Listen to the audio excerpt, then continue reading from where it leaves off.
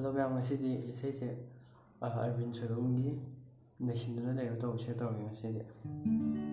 Isayse asengmudi skill se E do oibnebako. Ado E se sakpa khara wangi dum D do ina tawge. Sidaw coaching se D layre, A layre, G layre, dawa F sharp minor, F sharp minor 7 layre, dawa sina B minor 7. E minor 7 aduga E minor 7 ga yaawda posing E minor 7 aduga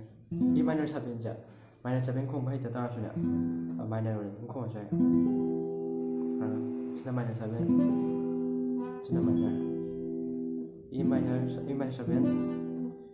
E minor khom yang si ko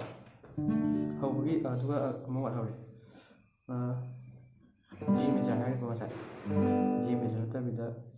G8 9 na siam kamai pai dai hai kana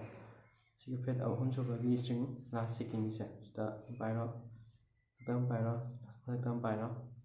dubai makha si ko ro sina na mo sina G8 9 saya yang coba saya hobi chorus dari saya dengan damagi music apa dia mengamu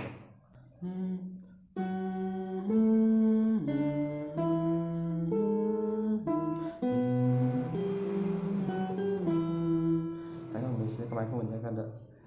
di mana di depan dia tu kan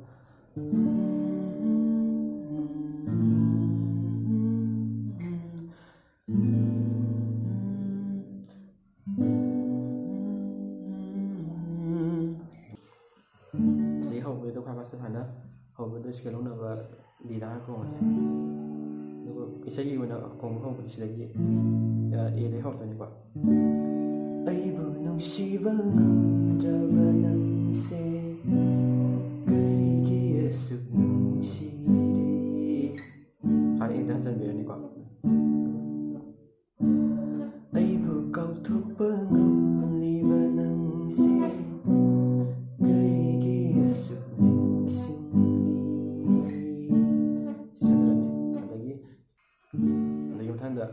la na chợt khô đồng rồi E minor G aduga mang khô đồng rồi na G A aduga sida gina A la ge skill yaw da bani ko simo sa G A ha ba esa major ma jo jara ba ni yam ba love na chợt khô mang khô nâng bu hai phần âm mang khô nâng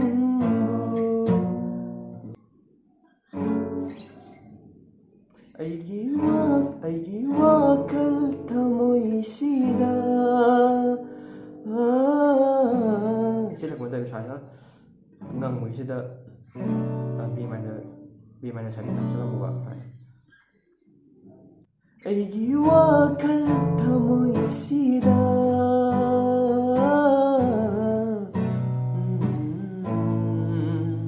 누가